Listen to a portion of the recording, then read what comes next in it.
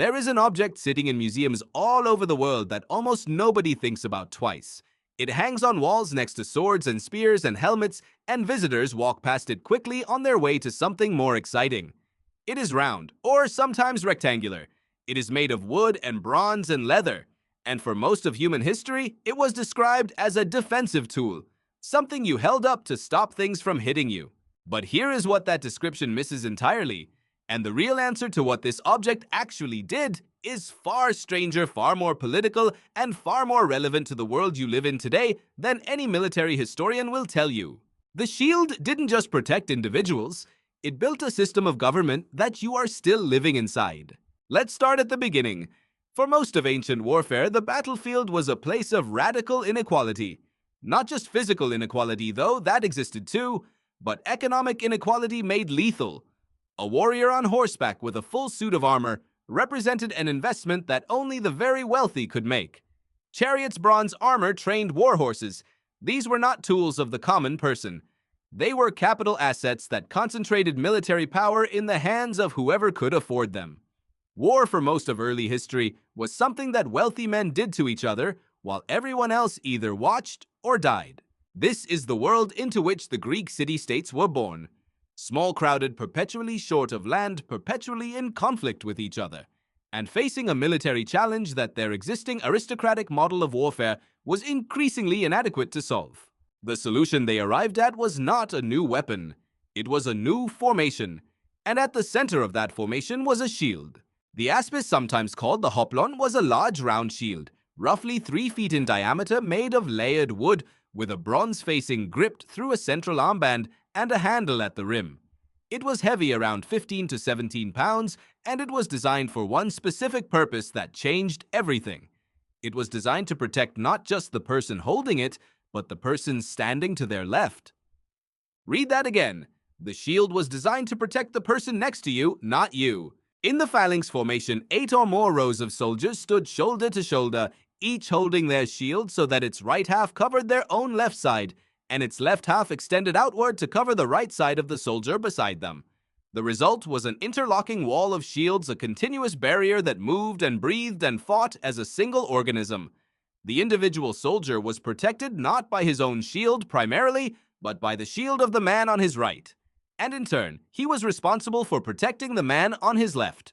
This sounds like a military tactic, but it was also a social contract. And it had consequences that rippled through Greek society for centuries, in ways that nobody fully intended and nobody could have predicted. Researcher Victor Davis Hanson, a military historian who has spent decades studying the social origins of Greek warfare, argues that the phalanx was not just a battlefield innovation. It was a democratic revolution in disguise. Because for the phalanx to work, and it only worked when it worked perfectly, every man in the formation had to be equally committed, equally trained, equally reliable. The aristocrat standing in the line was not more protected than the farmer beside him. The rich man's shield did not cover more ground than the poor man's. The line held or it broke, and it held or broke, based on the collective, not the individual. For the first time in human military history, what mattered on the battlefield was not how much money you had. It was whether the man beside you could trust you to hold your position. And here is where it gets politically interesting, because the men who fought in the phalanx had a word for what they were owed in return. They called it isonomia, equality under the law. If you were expected to stand in the line and protect the man beside you, to risk your life for the collective defense of the city, then the city owed you an equal voice in the decisions that put you in that line in the first place. The connection was not metaphorical. It was explicit. Ancient Greek political theorists understood that the rise of the phalanx and the rise of democratic institutions were not coincidental events.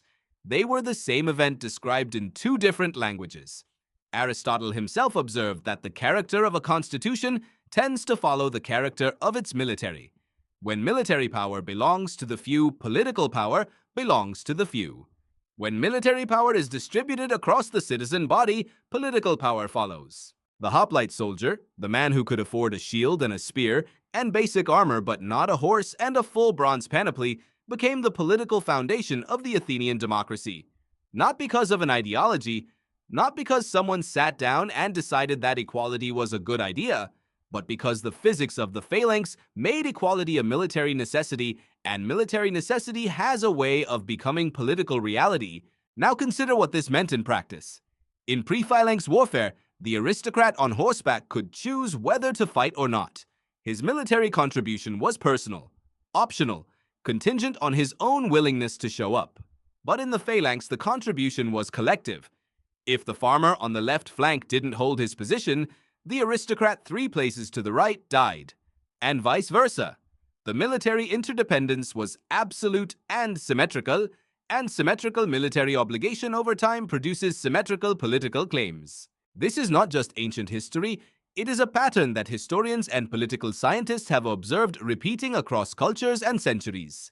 Researcher Azar Gat, in his sweeping study of war and the rise of civilizations, traces a consistent relationship between the composition of military forces and the distribution of political power.